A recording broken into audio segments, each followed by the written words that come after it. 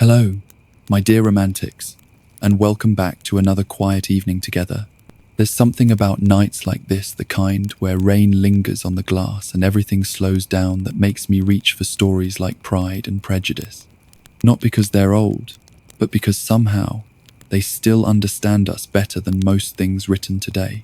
I remember the first time I read it, half curious, half bored, expecting a polite love story about manners and teacups. But somewhere between the laughter, the pride, and the misunderstandings, I found myself holding my breath, because suddenly it wasn't just about Elizabeth and Darcy anymore. It was about me, about every time I thought I knew someone and turned out to be wrong. Every time I misjudged kindness for indifference, or hid how I truly felt out of pride. Jane Austen had this quiet way of showing how love often begins as a mistake, an argument, a glance, a misunderstanding that lingers long after you've walked away. And maybe that's why her stories still live on, because they remind us that the people meant for us are often the ones who challenge us most. So tonight, as the rain whispers against the windows, let's wander back into that world of letters and candlelight, a place where wit is sharper than any sword, hearts learn to see clearly, and love stubborn, imperfect, endlessly human still finds a way to bloom. Find a warm spot to sit, maybe a cup of tea beside you, and let the sound of the rain carry us there. To Pemberley, to laughter, to love, to the story that keeps teaching us how to be a little braver with our hearts. Pride and Prejudice by Jane Austen. It is a truth universally acknowledged that a single man in possession of a good fortune must be in want of a wife. However little known the feelings or views of such a man may be on his first entering a neighborhood, this truth is so well fixed in the minds of the surrounding families that he is considered the rightful property of someone or other of their daughters. "My dear Mr. Bennet," said his lady to him one day, "have you heard that Netherfield Park is let at last?" Mr. Bennet replied that he had not. "But it is," returned she, "for Mrs. Long has just been here, and she told me all about it." Mr. Bennet made no answer. "Do you not want to know who's taken it?" cried his wife impatiently. "You want to tell me, and I have no objection to hearing it." This was invitation enough. "Why, my dear, you must know Mrs. Long says that Netherfield is taken by a young man of large fortune from the north of England, that he came down on Monday in a chaise and four to see the place, and was so much delighted with it that he agreed with Mr. Morris immediately, that he is to take possession before Michaelmas, and some of his servants are to be in the house by the end of next week. What's his name? Bingley. Is he married or single? Oh, single, my dear, to be sure. A single man of large fortune, 4,000 or 5,000 a year. What a fine thing for our girls. How so? How can it affect them? My dear Mr. Bennet, replied his wife, how can you be so tiresome? You must know that I am thinking of his marrying one of them. Is that his design in settling here? Design? Nonsense. How can you talk so? But it's very likely that he may fall in love with one of them, and therefore you must visit him as soon as he comes. I see no occasion for that. You and the girls may go, or you may send them by themselves, which perhaps will be still better, for as you are as handsome as any of them, Mr. Bingley may like you the best of the party. My dear, you flatter me. I certainly have had my share of beauty, but I do not pretend to be anything extraordinary now. When a woman has 5 grown-up daughters, she ought to give over thinking of her own beauty. In such cases, a woman has not often much beauty to think of. But, my dear, you must indeed go and see Mr. Bingley when he comes into the neighbourhood. It is more than I engage for, I assure you. But consider your daughters. Only think what an establishment it would be for one of them. Sir William and Lady Lucas are determined to go, merely on that account, for in general, you know, they visit no newcomers. Indeed, you must go, for it will be impossible for us to visit him if you do not. You are over-scrupulous. Surely I dare say Mr. Bingley will be very glad to see you, and I will send a few lines by you to assure him of my hearty consent to his marrying whichever he chooses of the girls, though I must throw in a good word for my little Lizzie. I desire you will do no such thing. Lizzie's not a bit better than the others, and I'm sure she's not half so handsome as Jane, nor half so good-humoured as Lydia, but you are always giving her the preference. They have none of them much to recommend them, replied he. They are all silly and ignorant, like other girls, but Lizzie has something more of a quickness than her sisters. Mr. Bennet, how can you abuse your own children in such a way? You take delight in vexing me. You have no compassion for my poor nerves. You mistake me, my dear. I have a high respect for your nerves. They are my old friends. I've heard you mention them with consideration these last 20 years at least. Mr. Bennet was so odd a mixture of quick parts, sarcastic humour, reserve and caprice, that the experience of 23 years had been insufficient to make his wife understand his character. Her mind was less difficult to develop. She was a woman of mean understanding, little information, an uncertain temper. When she was discontented, she fancied herself nervous. The business of her life was to get her daughters married. Its solace was visiting and news. Mr. Bennet was among the earliest of those who waited on Mr. Bingley. He had always intended to visit him, though to the last always assuring his wife that he should not go. Until the evening after the visit was paid, she had no knowledge of it. It was then disclosed in the following manner. Observing his second daughter employed in trimming a hat, he suddenly addressed her with, "I hope Mr. Bingley will like it, Lizzie. We are not in a way to know what Mr. Bingley likes," said her mother resentfully, "since we are not to visit. But you forget, Mamma," said Elizabeth, "that we shall meet him at the assemblies, and that Mrs. Long promised to introduce him. I do not believe Mrs. Long will do such a thing. She has 2 nieces of her own. She's a selfish, hypocritical woman, and I have no opinion of her." "No more have I," said Mr.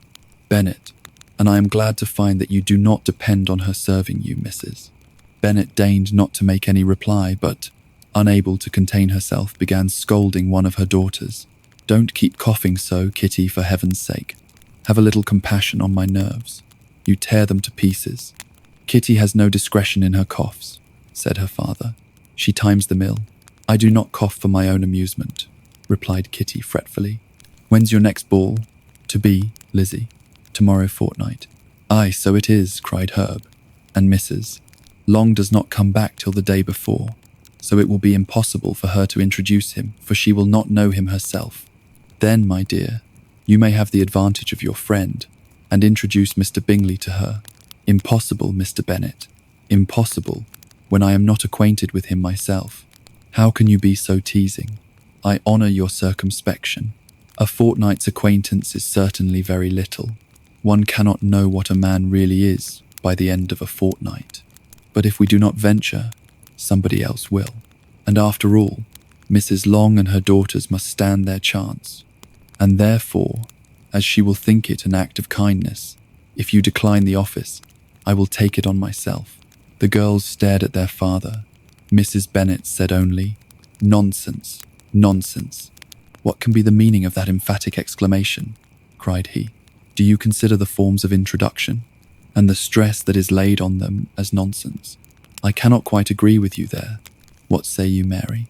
For you are a young lady of deep reflection, I know, and read great books and make extracts." Mary wished to say something sensible, but knew not how. While Mary was adjusting her ideas, he continued, "Let us return to Mr. Bingley." "I am sick of Mr. Bingley," cried his wife. "I'm sorry to hear that, but why did you not tell me that before?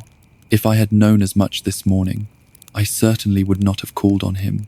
It is very unlucky, but as I have actually paid the visit, we cannot escape the acquaintance now."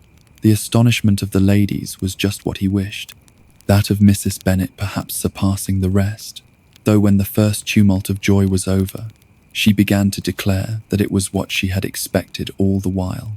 "How good it was in you, my dear Mr. Bennet, but I knew I should persuade you at last. I was sure you loved your girls too well to neglect such an acquaintance. Well, how pleased I am, and it is such a good joke too, that you should have gone this morning and never said a word about it till now. Now, Kitty, you may cough as much as you choose," said Mr. Bennet, and as he spoke he left the room, fatigued with the raptures of his wife.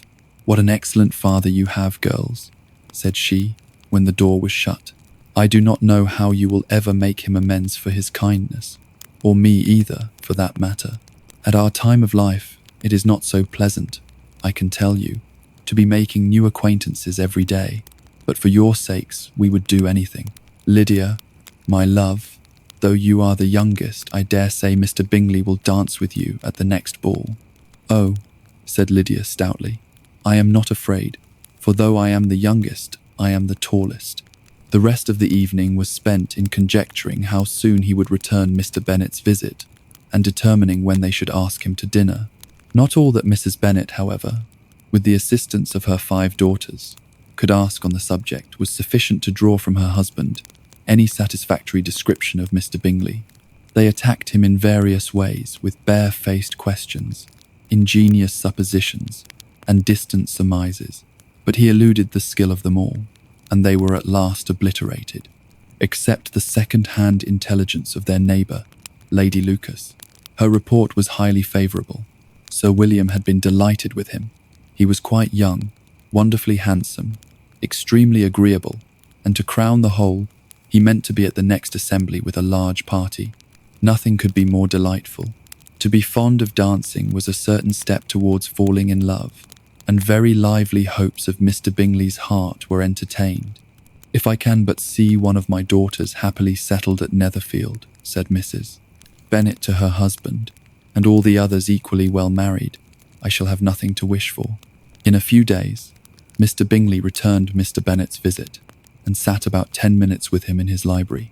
He had entertained hopes of being admitted to a sight of the young ladies, of whose beauty he had heard much, but he saw only the father.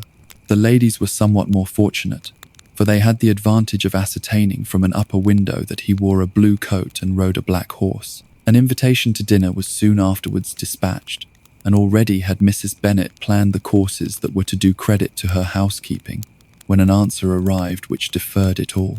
Mr. Bingley was obliged to be in town the following day, and consequently unable to accept the honour of their invitation, etc. Mrs. Bennet was quite disconcerted. She could not imagine what business he could have in town so soon after his arrival in Hertfordshire, and she began to fear that he might be always flying about from one place to another, and never settled at Netherfield as he ought to be.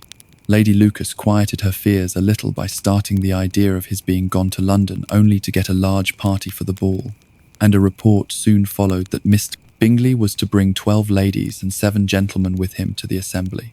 The girls grieved over such a number of ladies, but were comforted the day before the ball by hearing that instead of 12, he brought only 6 with him from London, his 5 sisters and a cousin, and when the party entered the assembly room, it consisted of only 5 altogether.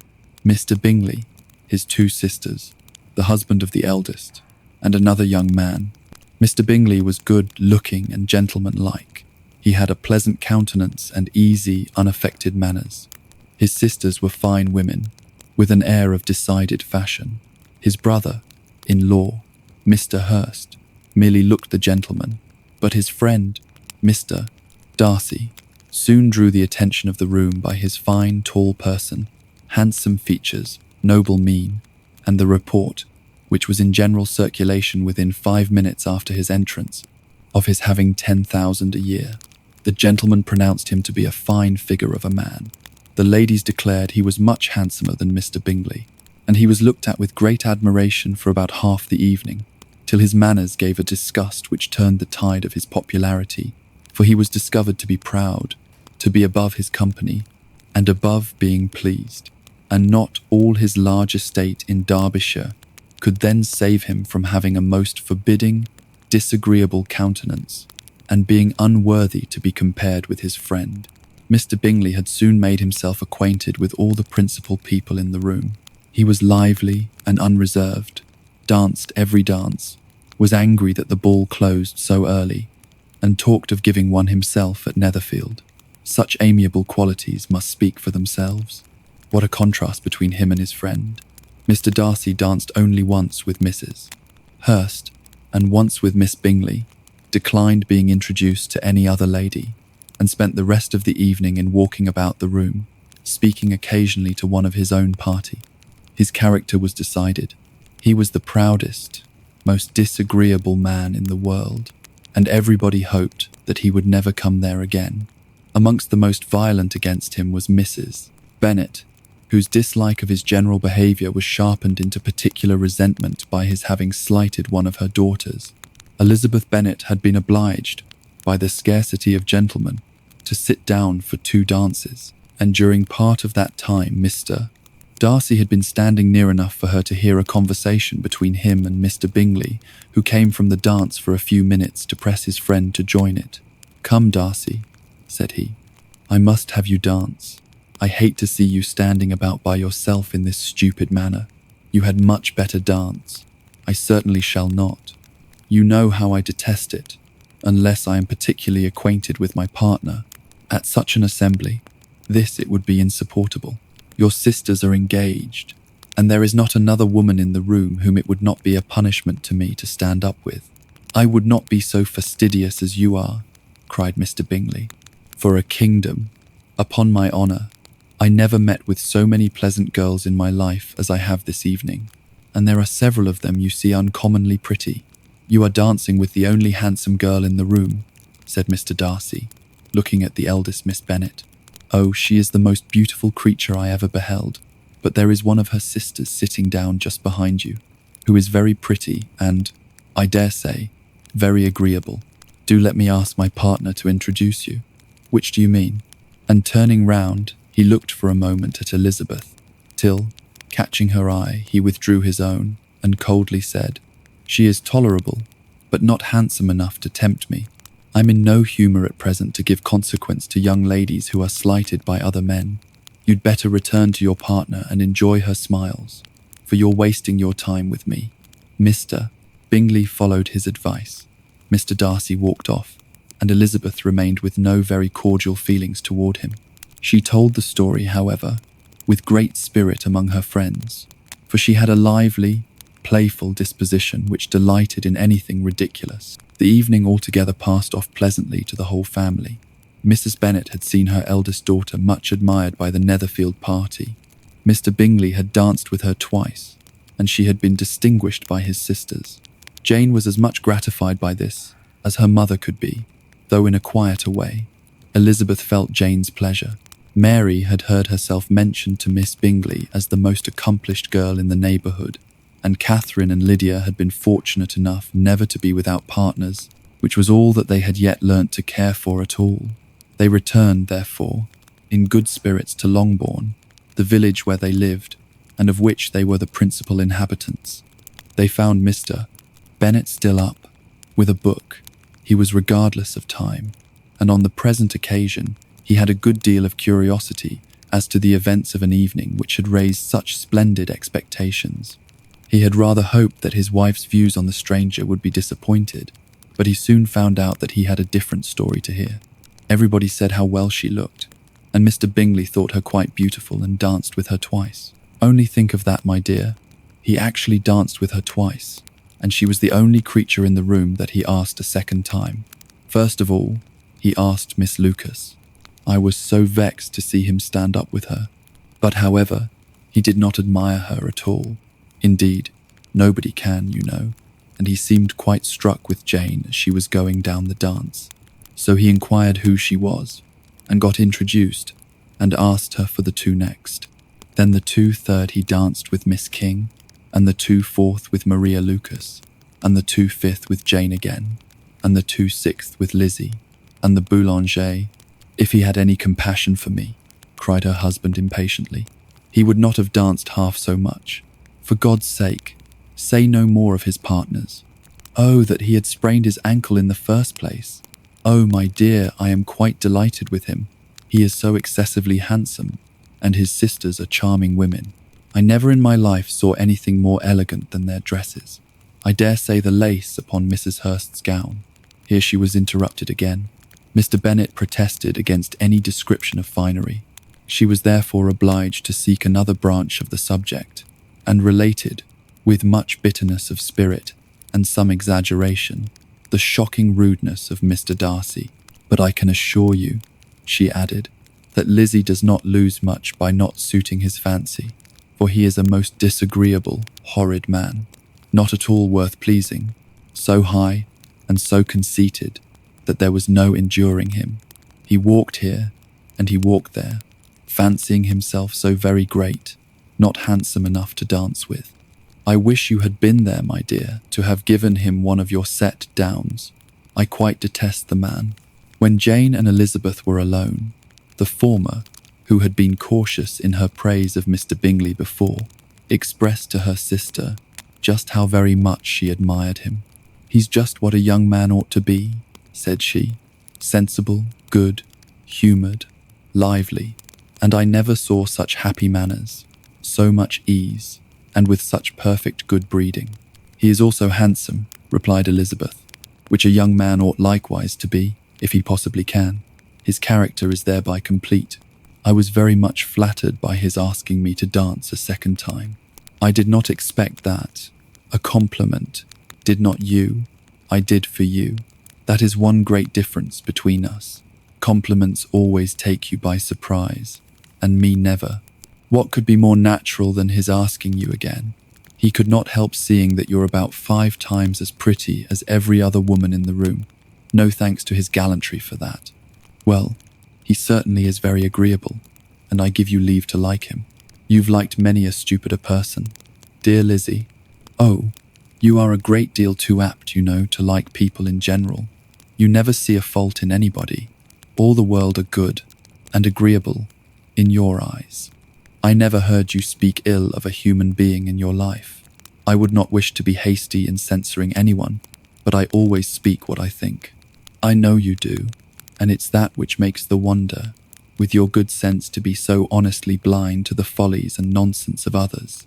Affection of candour is common enough, one meets with it everywhere, but to be candid without ostentation or design, take the good of everybody's character, and make it still better, and say nothing of the bad, belongs to you alone. And so you like this man's sisters too, do you? Their manners not equal to his? Certainly not at first, but they are very pleasing women when you converse with them. Miss Bingley used to live with her brother and keep his house, and I am much mistaken if we shall not find a very charming neighbour in her. Elizabeth listened in silence. She was not convinced.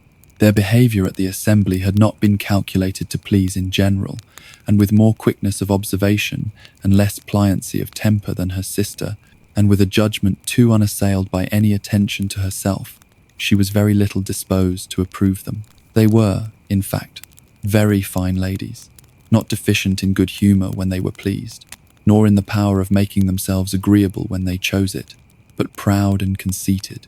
They were rather handsome, had been educated in one of the first private seminaries in town, had a fortune of £20, 000, were in the habit of spending more than they ought, and of associating with people of rank, and were therefore, in every respect, entitled to think well of themselves, and meanly of others.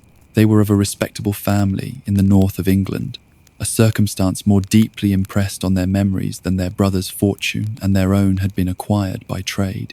Mr. Bingley inherited property to the amount of nearly £100, 000, from his father, who had intended to purchase an estate, but did not live to do it. Mr. Bingley intended it likewise, and sometimes made choice of his county, but as he was now provided with a good house and the liberty of a manor, it was doubtful to many of those who best knew the easiness of his temper, whether he might not spend the remainder of his days at Netherfield, and leave the next generation to purchase. His sisters were anxious for his having an estate of his own, but, though he was now only established as a tenant, Miss Bingley was by no means unwilling to preside at his table, nor was Mrs. Hurst, who had married a man of more fashion than fortune, less disposed to consider his house as her home when it suited her. Mr. Bingley had not been of age 2 years when he was tempted by an accidental recommendation to look at Netherfield House. He did look at it, and into it for half an hour, was pleased with the situation and the principal rooms, satisfied with what the owner said in its praise, and took it immediately. Between him and Darcy there was a very steady friendship, in spite of great opposition of character. Bingley was endeared to Darcy by the easiness, openness, and ductility of his temper, though no disposition could offer a greater contrast to his own, and though with his own he never appeared dissatisfied. On the strength of Darcy's regard, Bingley had the firmest reliance, and of his judgment the highest opinion. In understanding, Darcy was the superior. Bingley was by no means deficient, but Darcy was clever. He was at the same time haughty, reserved, and fastidious, and his manners, though well-bred, were not inviting. In that respect, his friend had greatly the advantage. Bingley was sure of being liked wherever he appeared. Darcy was continually giving offence. The manner in which they spoke of the Meryton assembly was sufficiently characteristic. Bingley had never met with more pleasant people or prettier girls in his life. Everybody had been most kind and attentive to him. There had been no formality, no stiffness. He had soon felt acquainted with all of the room, and, as to Miss Bennet, he could not conceive an angel more beautiful.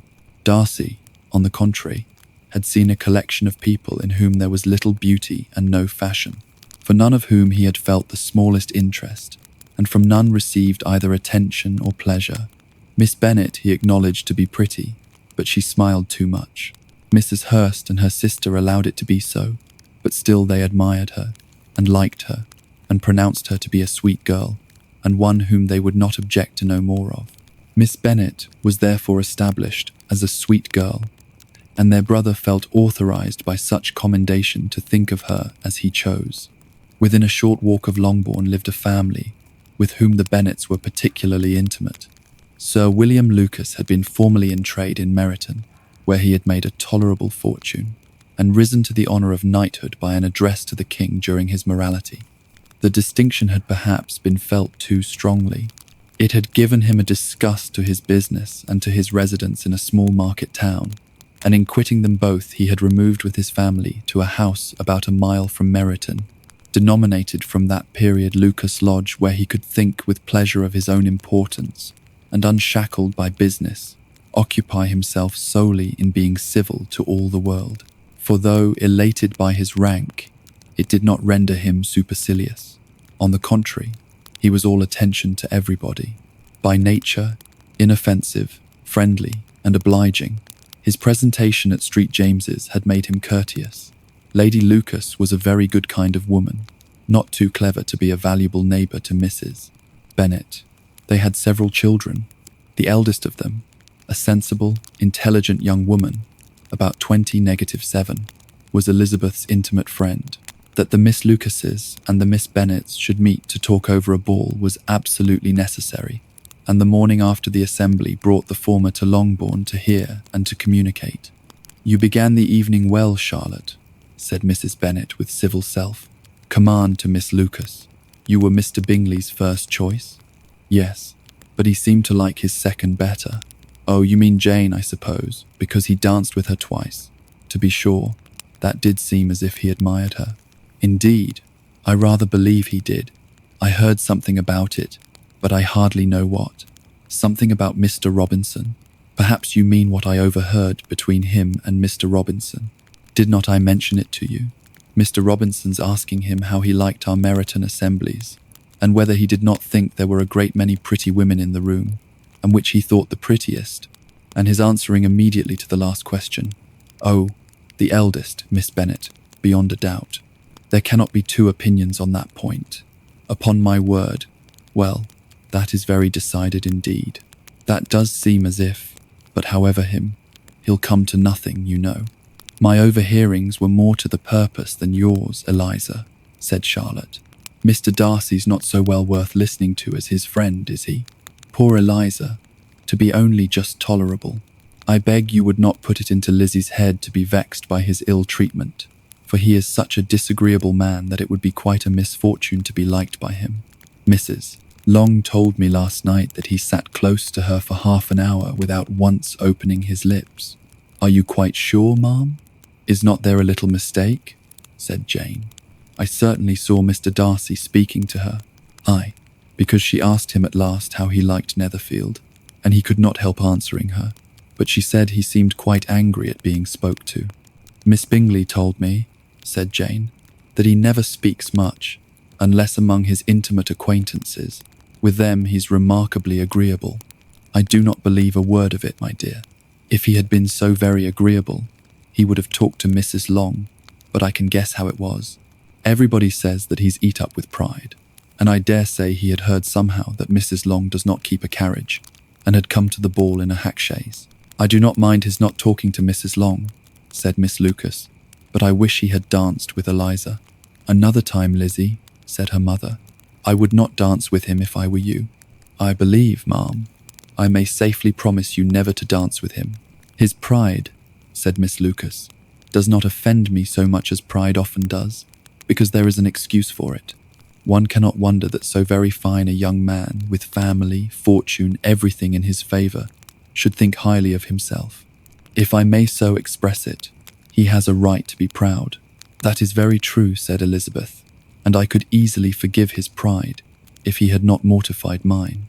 Pride, observed Mary, who piqued herself upon the solidity of her reflections, is a very common failing, I believe, by all that I have ever read, and I am convinced that it is very common indeed, that human nature is particularly prone to it, and that there are very few of us who do not cherish a feeling of self-complacency on the score of some quality or other, real or imaginary. Vanity and pride are different things, though the words are often used synonymously. A person may be proud without being vain. Pride relates more to our opinion of ourselves, vanity to what we would have others think of us. If I were as rich as Mr. Darcy, cried a young Lucas who came with his sisters, I should not care how proud I was. I would keep a pack of foxhounds and drink a bottle of wine a day. Then you would drink a great deal more than you ought, said Mrs. Bennet, and if I were to see you at it, I should take away your bottle directly. The boy protested that she should not. She continued to declare that she would, and the argument ended only with the visit. The ladies of Longbourn soon waited on those of Netherfield. The visit was soon returned in due form. Miss Bennet's pleasing manners grew on the goodwill of Mrs. Hurst and Miss Bingley, and though the mother was found to be intolerable, and the younger sisters not worth speaking to, a wish of being better acquainted with them was expressed towards the two eldest. By Jane this attention was received with the greatest pleasure, but Elizabeth still saw superciliousness in their treatment of everybody, hardly excepting even her sister, and could not like them, though their kindness to Jane, such as it was, had a value, as arising in all probability from the influence of their brother's admiration. It was generally evident whenever they met that he did admire her, and to her it was equally evident that Jane was yielding to the preference which she had begun to entertain for him from the first, and was in a way to be very much in love. But she considered with pleasure that it was not likely to be discovered by the world in general, since Jane united, with great strength of feeling, a composure of temper, and a uniform cheerfulness of manner which would guard her from the suspicions of the impertinent. She mentioned this to her friend Miss Lucas. It may perhaps be pleasant, replied Charlotte, to be able to impose on the public in such a case, but it is sometimes a disadvantage to be so very guarded. If a woman conceals her affection with the same skill from the object of it, she may lose the opportunity of fixing him, and it will then be poor consolation to believe the world equally in the dark. There is so much of gratitude, or vanity, in almost every attachment that it is not safe to leave any to itself. We can all begin freely. Slight preference is natural enough, but there are very few of us who have heart enough to be really in love without encouragement. In 9 cases out of 10, a woman had better show more affection than she feels. Bingley likes your sister, undoubtedly, but he may never do more than like her if she does not help him on. But she does help him on, as much as her nature will allow. If I can be her regard for him, he must be a simpleton indeed not to discover it too. Remember, Eliza, he does not know Jane's disposition as you do, but if a woman is partial to a man, and does not endeavour to conceal it, he must find it out. Perhaps he must, if he sees enough of her. But though Bingley and Jane meet tolerably often, it's never for many hours together, and as they always see each other in large mixed parties, it's impossible that every moment should be employed in conversing together. Jane should therefore make the most of every half hour in which she can command his attention. When she is secure of him, There will be more leisure for falling in love as much as she chooses. Your plan is a good one, replied Elizabeth, where nothing is in question but the desire of being well married. And if I were determined to get a rich husband, or any husband, I dare say I should adopt it. But these are not Jane's feelings. She is not acting by design. As yet, she cannot even be certain of the degree of her own regard, nor of its reasonableness. She's known him only a fortnight. She danced 4 dances with him at Meryton. She saw him one morning at his own house, and has since dined with him in company 4 times. This is not quite enough to make her understand his character, not as you represent it. Had she merely dined with him, she might only have discovered whether he had a good appetite. But you must remember that 4 evenings have also been spent together, and 4 evenings may do a great deal. Yes, these 4 evenings have enabled them to ascertain they both like Vingt, uns better than commerce. But with respect to any other leading characteristic, I do not imagine that much has been unfolded. Well, said Charlotte, I wish Jane success with all my heart, and if she were married to him tomorrow, I should think she had as good a chance of happiness as if she were to be studying his character for 12 months. Happiness in marriage is entirely a matter of chance. If the dispositions of the parties are ever so well known to each other, or ever so similar beforehand, it does not advance their felicity in the least. They always continue to grow sufficiently unlike afterwards to have their share of vexation, and it's better to know as little as possible of the defects of the person with whom you are to pass your life. You make me laugh, Charlotte, but it's not sound. You know it's not sound, and that you would never act in this way yourself.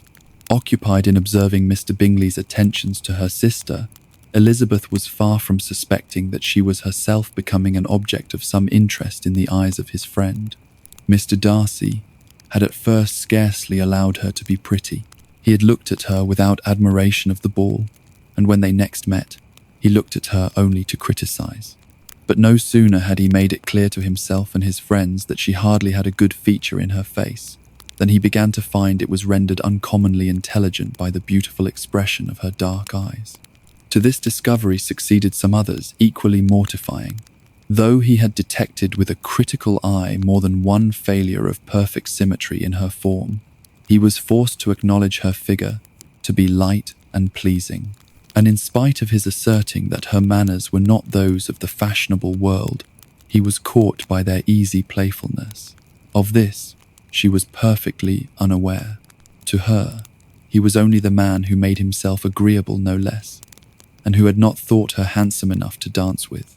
He began to wish to know more of her, and as a step towards conversing with her himself, attended to her conversation with others. His doing so drew her notice. It was at Sir William Lucas's, where a large party were assembled. What does Mr. Darcy mean, said she to Charlotte, by listening to my conversation with Colonel Forster? That is a question which Mr. Darcy only can answer, but if he does it any more, I shall certainly let him know that I see what he's about. He has a very satirical eye, and if I do not begin by being impertinent myself, I shall soon grow afraid of him. On his approaching them soon afterwards, though without seeming to have any intention of speaking, Miss Lucas defied her friend to mention such a subject to him, which immediately provoking Elizabeth to do it, she turned to him and said, "Did you not think, Mr. Darcy, that I expressed myself uncommonly well just now, when I was teasing Colonel Forster to give us a ball at Meryton with great energy? But it is always a subject which makes a lady energetic. You are severe on us. It will be her turn soon to be teased," said Miss Lucas. "I'm going to open the instrument, Eliza, and you know what follows. You are a very strange creature by way of a friend, always wanting me to play and sing before anybody and everybody. If my vanity had taken a musical turn, you would have been invaluable. But as it is, I would really rather not sit down before those who must be in the habit of hearing the very best performers." On Miss Lucas's persevering, however, she added, "Very well. If it must be so, it must." And gravely glancing at Mr. Darcy, "There is a fine old saying which everybody here is of course familiar with. Keep your breath to cool your porridge, and I shall keep mine to swell my song." Her performance was pleasing, though by no means capital. After a song or two, and before she could reply to the entreaties of several that she would sing again, she was eagerly succeeded at the instrument by her sister Mary, who, having in consequence of being the only plain one in the family, worked hard for knowledge and accomplishments, was always impatient for display.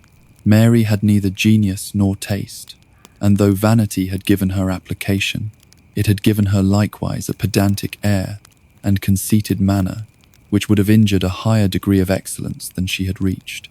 Elizabeth, easy and unaffected, had been listened to with much more pleasure, though not playing half so well, and Mary, at the end of a long concerto, was glad to purchase praise and gratitude by Scotch and Irish airs, at the request of her younger sisters, who, with some of the Lucases and 2 or 3 officers, joined eagerly in dancing at one end of the room. Mr. Darcy stood near them, in silent indignation at such a mode of passing the evening, to the exclusion of all conversation, and was too much engrossed by his thoughts to perceive that Sir William Lucas was his neighbour, till Sir William thus began: "What a charming amusement for young people this is, Mr. Darcy. There's nothing like dancing, after all. I consider it as one of the first refinements of polished society." "Certainly, sir, and it has the advantage also of being in vogue. Among the less polished societies of the world, every savage can dance." Sir William only smiled. "Your friend performs delightfully," he continued after a pause on seeing Bingley join the group, "and I doubt not that you are an adept in the science yourself, Mr. Darcy. You saw me dance at Meryton, I believe, sir." "Yes, indeed, and received no inconsiderable pleasure from the sight." "Do you often dance at St. James's?" "Never, sir." "Do you not think it would be a proper compliment to the place?" "It is a compliment which I never pay to any place, if I can avoid it." "You have a house in town, I conclude?" Mr. Darcy bowed. "I had once had some thought of fixing in town myself, for I am fond of superior society, but I did not feel quite certain that the air of London would agree with Lady Lucas." He paused in hopes of an answer, but his companion was not disposed to make any, and Elizabeth, at that instant moving towards them, he was struck with the action of doing a very gallant thing, and called out to her, "My dear Miss Eliza, why are you not dancing, Mr. Darcy? You must allow me to present this young lady to you as a very desirable partner.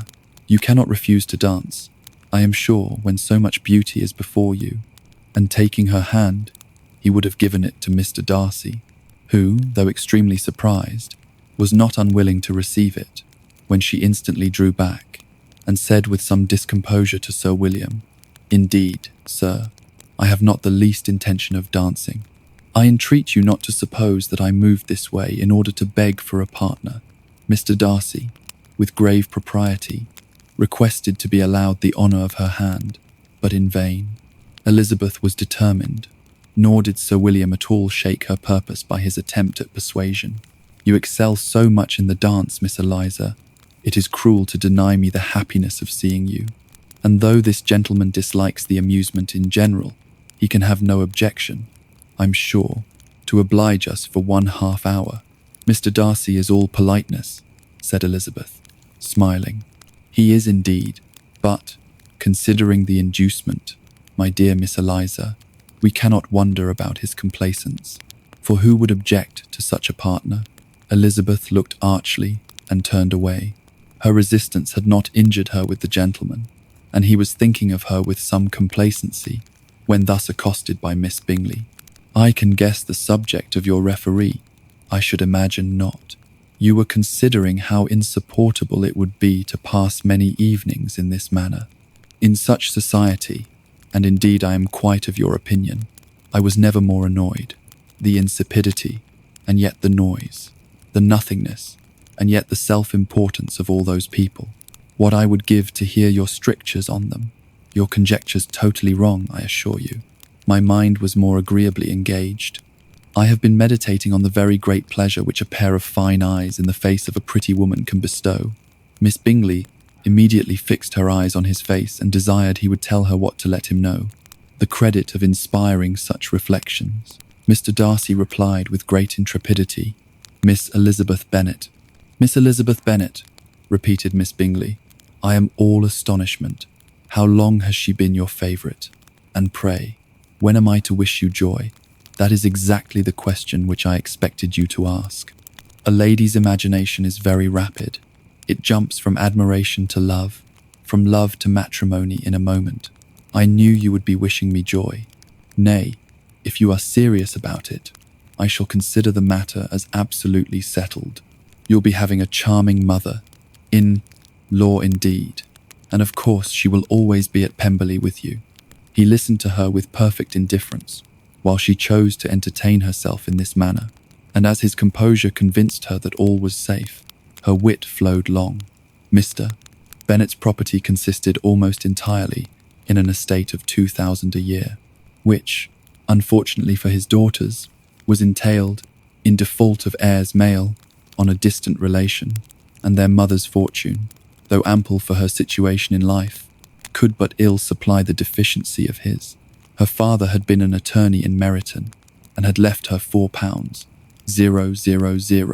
She had a sister married to a Mr. Phillips, who had been a clerk to their father and succeeded him in the business, and a brother settled in London in a respectable line of trade.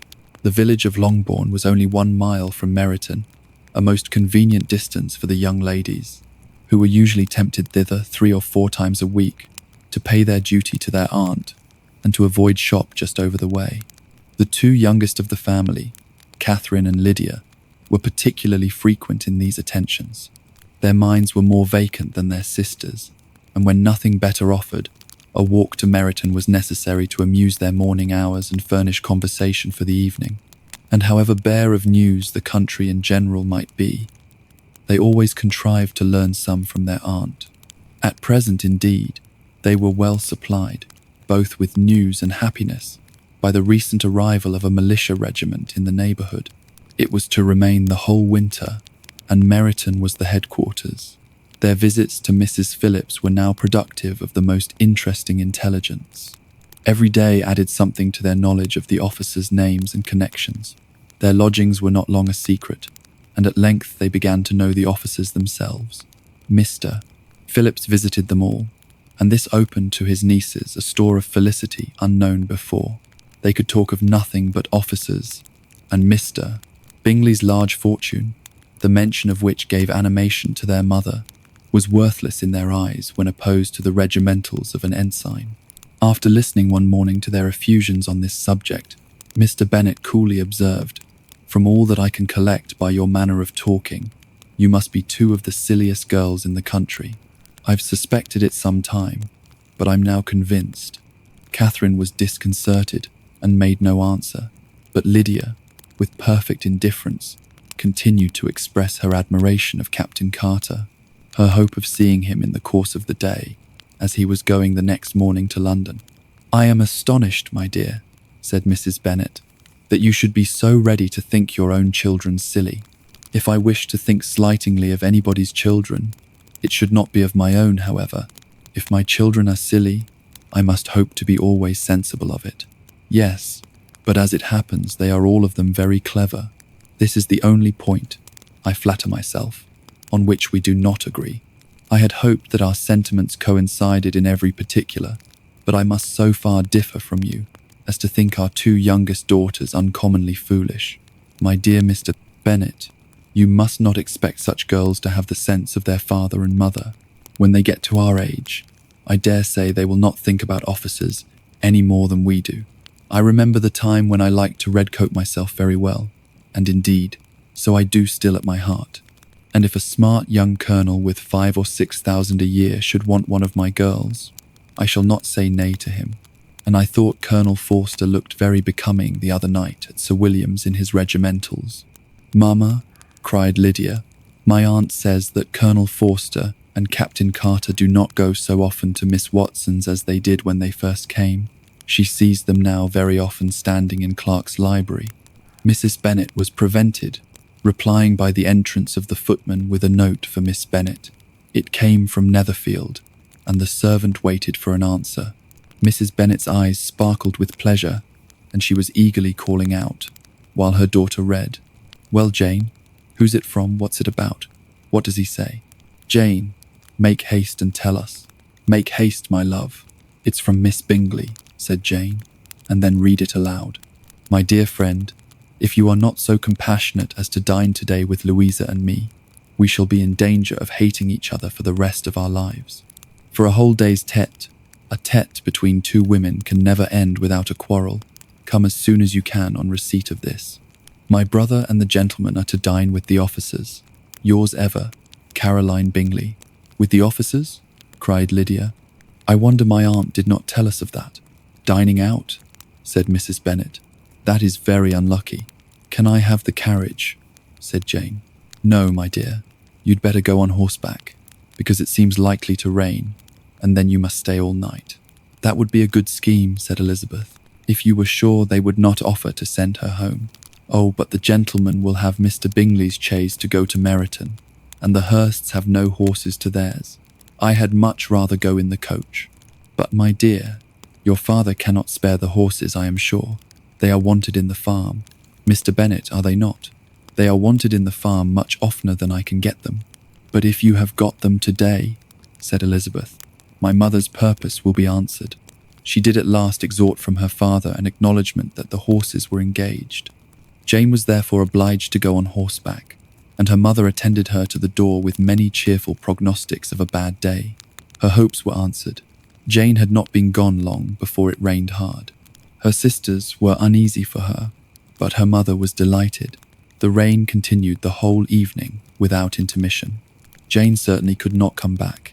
"This was a lucky idea of mine indeed," said Mrs. Bennet more than once, as if the credit of making it rain were all her own. Till the next morning, however, she was not aware of all the felicity of her contrivance. Breakfast was scarcely over when a servant from Netherfield brought the following note to Elizabeth. "My dearest Lizzie, I find myself very unwell this morning, which I suppose is to be imputed to my getting wet through yesterday. My kind friends will not hear of my returning till I am better. They insist also on my seeing Mr. Jones. Therefore, do not be alarmed if you should hear of his having been to me, and accepting a sore throat and a headache. There is not much the matter with me. Yours, etc." "Well, my dear," said Mr. Bennet, "if your daughter should have a dangerous fit of illness, if she should die, it would be a comfort to know that it was all in pursuit of Mr. Bingley and under your orders." "Oh, I'm not afraid of her dying. People do not die of little trifling colds. She'll be taken good care of. As long as she stays there, it's all very well. I'll go and see her, if I could have the carriage." Elizabeth, feeling really anxious, was determined to go to her, though the carriage was not to be had, and as she was no horsewoman, walking was her only alternative. She declared her resolution. "How can you be so silly," cried her mother, "as to think of such a thing? In all this dirt, you'll not be fit to be seen when you get there. I shall be very fit to see Jane, which is all I want." "Is this a hint to me, Lizzie," said her father, "to send for the horses?" "No, indeed, I do not wish to avoid the walk. The distance is nothing more when one has a motive, only 3 miles. I shall be back by dinner." "I admire the activity of your benevolence," observed Mary, "but every impulse of feeling should be guided by reason, and in my opinion, exertion should always be in proportion to what is required." "We'll go as far as Meryton with you," said Catherine and Lydia. Elizabeth accepted their company, and the 3 young ladies set off together. "If we make haste," said Lydia, as they walked along, "perhaps we may see something of Captain Carter before he goes." In Meryton they parted. The 2 youngest repaired to the lodgings of one of the officers' wives, and Elizabeth continued her walk alone, crossing field after field at a quick pace, jumping over stiles and springing over puddles with impatient activity, finding herself at last within view of the house, with weary ankles, dirty stockings, and a face glowing with the warmth of exercise. She was shown into the breakfast parlour, where all but Jane were assembled, and where her appearance created a great deal of surprise, that she should have walked 3 miles so early in the day in such dirty weather, and by herself was almost incredible to Mrs. Hurst and Miss Bingley, and Elizabeth was convinced that they held her in contempt for it. She was received, however, very politely by them, and in their brother's manners there was something better than politeness. There was good humour and kindness. Mr. Darcy said very little, and Mr. Hurst nothing at all. The former was divided between admiration of the brilliancy which exercise had given to her complexion and doubt as to the occasions justifying her coming so far alone. The latter was thinking only of his breakfast. Her inquiries after her sister were not very favourably answered. Miss Bennet had slept ill, and though up was very feverish and not well enough to leave her room, Elizabeth was glad to be taken to her immediately, and Jane, who had only been withheld by the fear of giving alarm or inconvenience from expressing in her note how much she longed for a visit, was delighted at her entrance. She was not equal, however, to much conversation, and when Miss Bingley left them together, could attempt little besides expressions of gratitude for the extraordinary kindness she was treated with. Elizabeth silently attended her. When breakfast was over, they were joined by the sisters, and Elizabeth began to like them herself when she saw how much affection and solicitude they showed for Jane. The apothecary came, and having examined his patient, said, as might be supposed, that she had caught a violent cold, and that they must endeavour to get the better of it, advised her to return home, bed, and promised her some draughts. The advice was followed readily, for the feverish symptoms increased, and her head ached acutely. Elizabeth did not quit her room for a moment, nor were the other ladies often absent. The gentlemen being out, they had in fact nothing to do elsewhere. When the clock struck 3, Elizabeth felt that she must go, and very unwillingly said so. Miss Bingley offered her the carriage, and she only wanted a little pressing to accept it. When Jane testified such concern in parting with her, that Miss Bingley was obliged to convert the offer of the chaise to an invitation to remain at Netherfield for the present. Elizabeth most thankfully consented, and a servant was dispatched to Longbourn to acquaint the family with her stay and bring back a supply of clothes. At 5 o'clock, the two ladies retired to dress. At 6:30, Elizabeth was summoned to dinner. To the civil inquiries which then poured in, and amongst which she had the pleasure of distinguishing the much superior solicitude of Mr. Bingley's, she could not make a very favourable answer. Jane was by no means better. The sisters, on hearing this, repeated 3 or 4 times how much they were grieved, how shocking it was to have a bad cold, and how excessively they disliked being ill themselves, and then thought no more of the matter, and their indifference towards Jane, when not immediately before them, restored Elizabeth to the enjoyment of all her former dislike. Their brother, indeed, was the only one of the party whom she could regard with any complacency. His anxiety for Jane was evident, and his attentions to herself most pleasing, and they prevented her feeling herself so much an intruder as she believed she was considered by the others. She had very little notice from any but him. Miss Bingley was engrossed by Mr. Darcy, her sister scarcely less so, and as for Mr. Hurst, by whom Elizabeth sat, he was an indolent man, who lived only to eat, drink, and play at cards, who, when he found her to prefer a plain dish to a ragout, had nothing to say to her. When dinner was over, she returned directly to Jane, and Miss Bingley began abusing her as soon as she was out of the room. Her manners were pronounced to be very bad indeed, a mixture of pride and impertinence. She had no conversation, no style, no beauty. Mrs. Hurst thought the same and added, "She has nothing, in short, to recommend her but being an excellent walker, and she'll never forget her appearance this morning. She really looked almost wild. She did indeed, Louisa. I could hardly keep my countenance. Very nonsensical to come at all. Why must she be scampering about the country because her sister has a cold? Her hair so untidy, so blousy. Yes, and her petticoat. I hope you saw her petticoat. 6 inches deep in mud, I'm absolutely certain. And the gown, which had been let down to hide it, not doing its office. Your picture may be very exact, Louisa, said Bingley, but this was all lost upon me.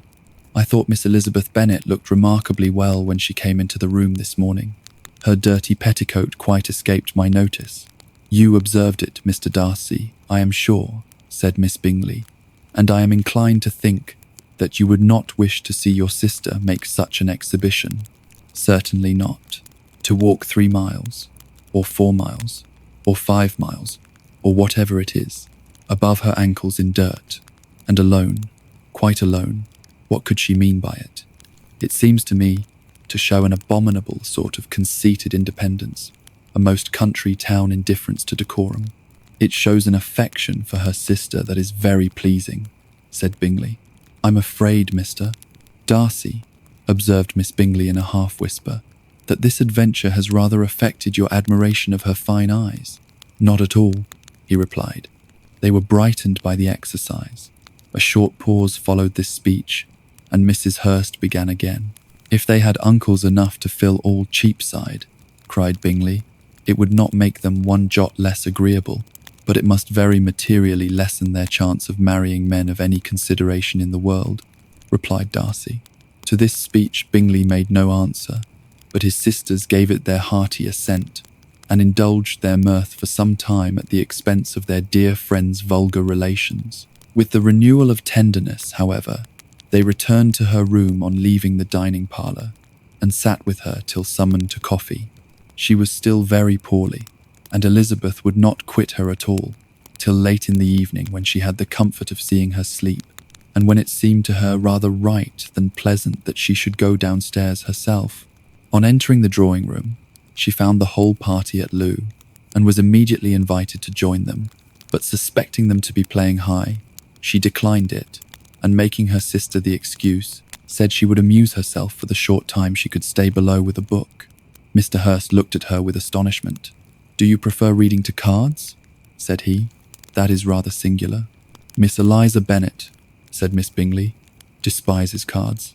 She's a great reader, and has no pleasure in anything else. I deserve neither such praise nor such censure, cried Elizabeth. I'm not a great reader, and I have pleasure in many things. In nursing your sister, I'm sure you have pleasure, said Bingley, and I hope it will be soon increased by seeing her quite well.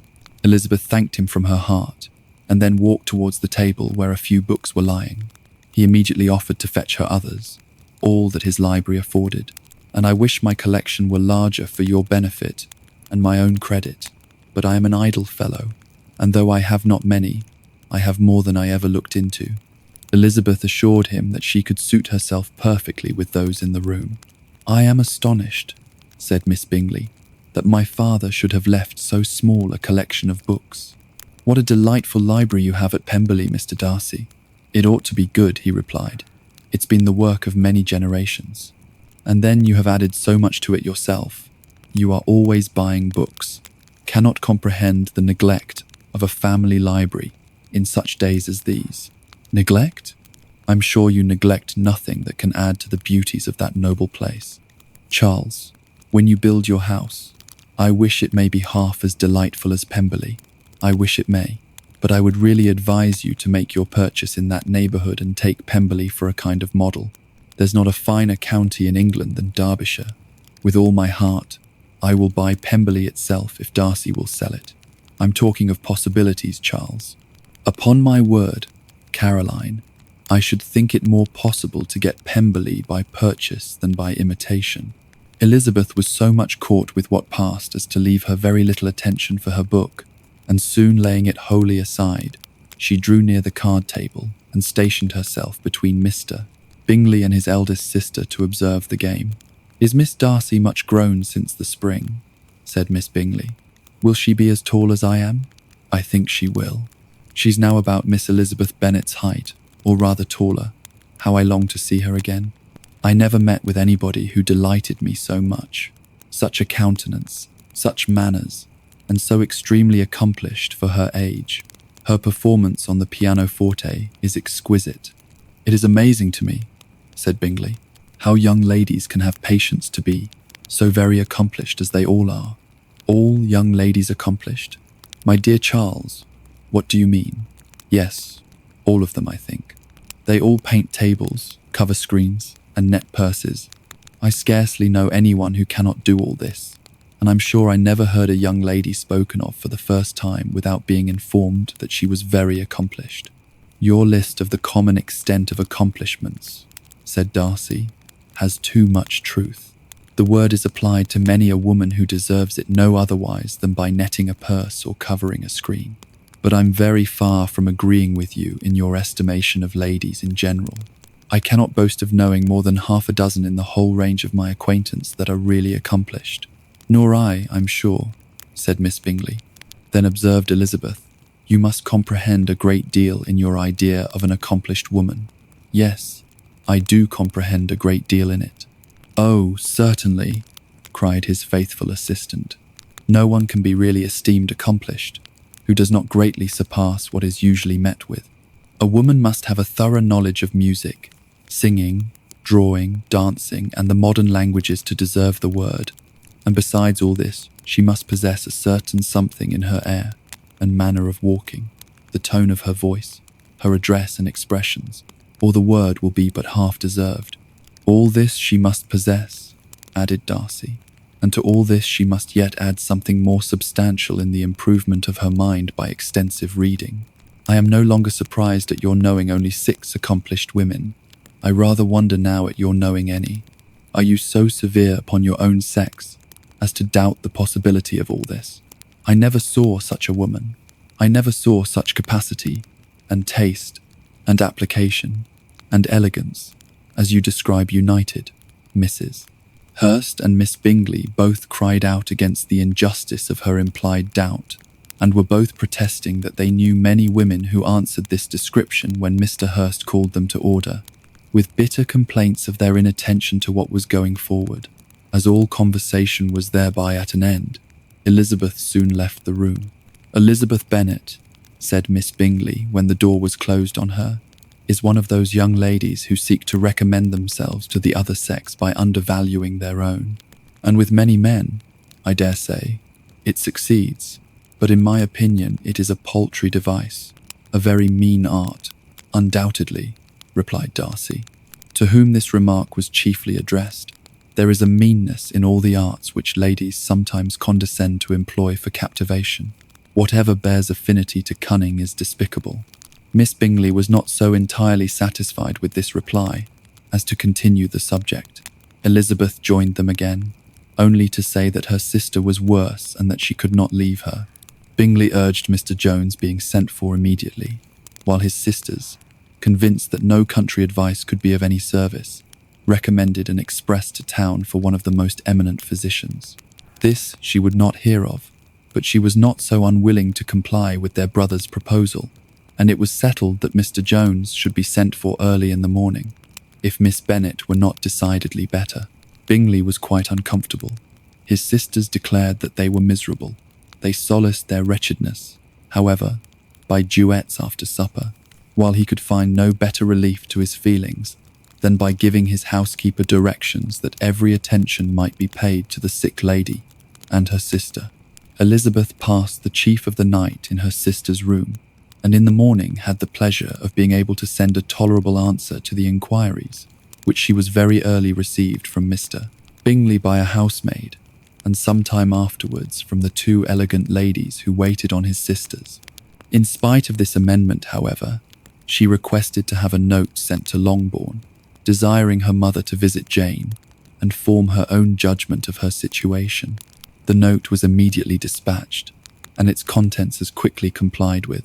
Mrs. Bennet, accompanied by her 2 youngest girls, reached Netherfield soon after the family breakfast.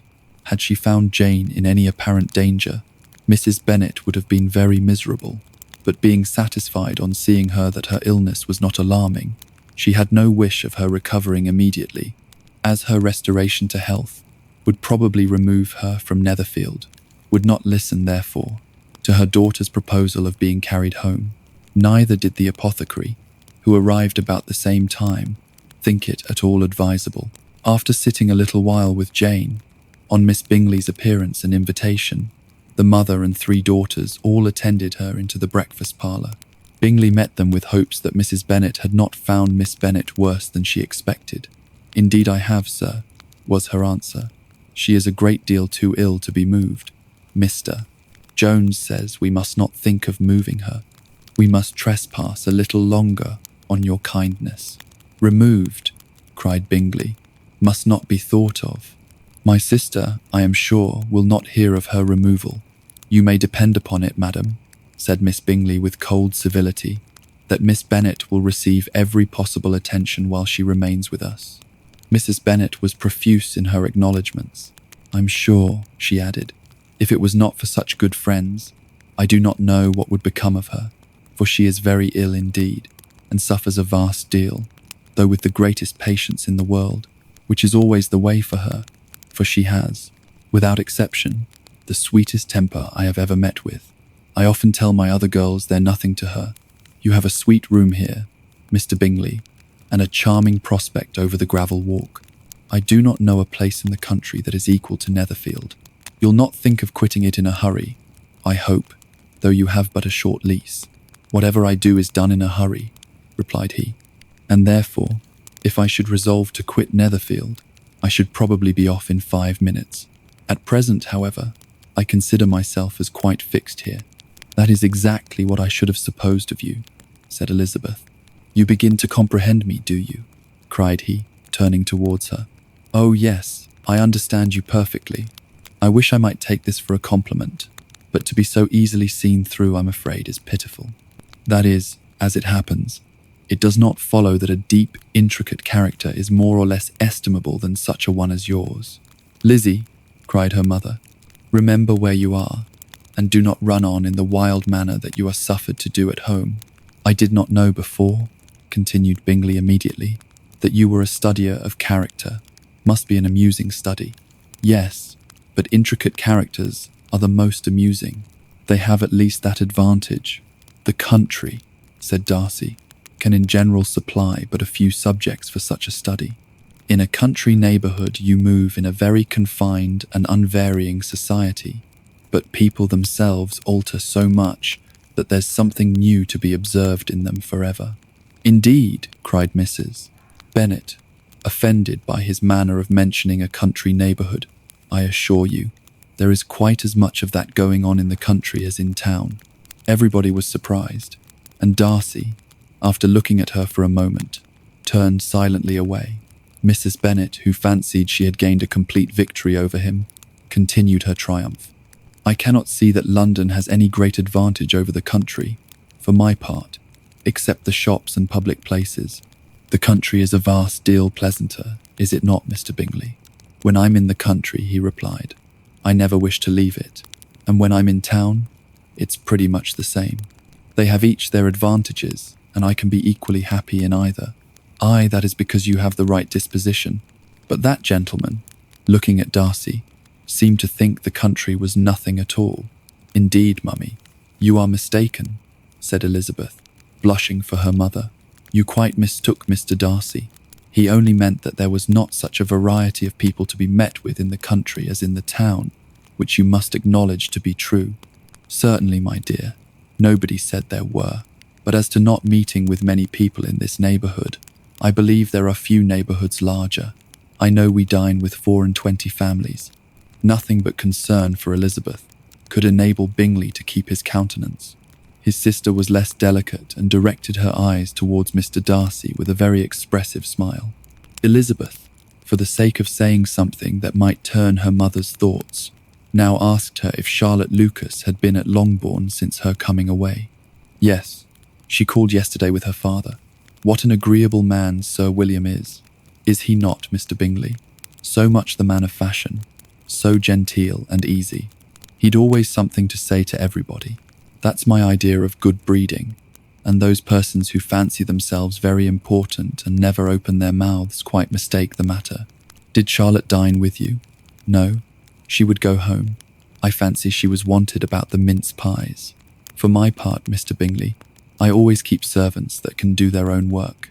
My daughters are brought up very differently, but everybody is to judge for themselves, and the Lucases are very good sort of girls, I assure you. It's a pity they're not handsome. Not that I think Charlotte so very plain, but then she is our particular friend. She seems a very pleasant young woman. Oh dear, yes, but you must own, she's very plain. Lady Lucas herself has often said so, and envied my Jane's beauty.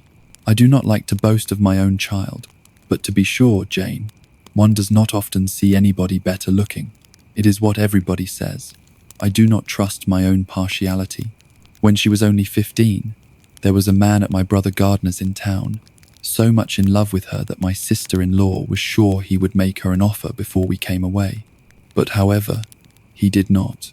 Perhaps he thought her too young. However, he wrote some verses on her, and very pretty they were, and so ended his affection," said Elizabeth impatiently. "There has been many a one, I fancy, overcome in the same way. I wonder who first discovered the efficacy of poetry in driving away love. I have been used to consider poetry as the food of love," said Darcy. "Of a fine, stout, healthy love, it may. Everything nourishes what is strong already. But if it only a slight, thin sort of inclination, I'm convinced that one good sonnet will starve it entirely away." Darcy only smiled, and the general pause which ensued made Elizabeth tremble, lest her mother should be exposing herself again. She longed to speak, but could think of nothing to say, and after a short silence, Mrs. Bennet began repeating her thanks to Mr. Bingley for his kindness to Jane, with an apology for troubling him also with Lizzie. Mr. Bingley was unaffectedly civil in his answer, and forced his younger sister to be civil also, and say what the occasion required. She performed her part indeed, without much graciousness, but Mrs. Bennet was satisfied, and soon afterwards ordered her carriage. Upon this signal, the youngest of her daughters put herself forward.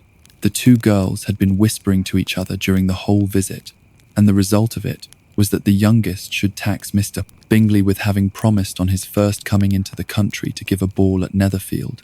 Lydia was a stout, well-grown girl of 15 with a fine complexion and good-humoured countenance, a favourite with her mother whose affection had brought her into public at an early age.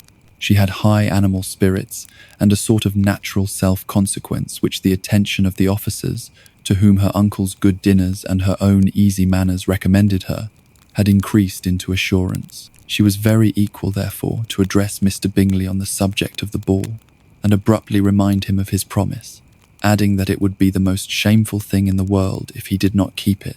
His answer to this sudden attack was delightful to their mother's ear. "I'm perfectly ready, I assure you, to keep my engagement, and when your sister is recovered, you shall, if you please, name the very day of the ball, but you would not wish to be dancing when she's ill." Lydia declared herself satisfied. "Oh yes, it would be much better to wait till Jane was well, and by that time, most likely Captain Carter would be at Meryton again. And when you have given your ball," she added, "I shall insist on their giving one also, and I shall tell Colonel Forster it will be quite a shame if he does not." Mrs. Bennet and her daughters then departed, and Elizabeth returned instantly to Jane, leaving her own and her relations' behaviour to the remarks of the two ladies and Mr. Darcy, the latter of whom, however, could not be prevailed on to join in the censure of her, in spite of all Miss Bingley's witticisms on fine eyes. The day passed much as the day before had done. Mrs.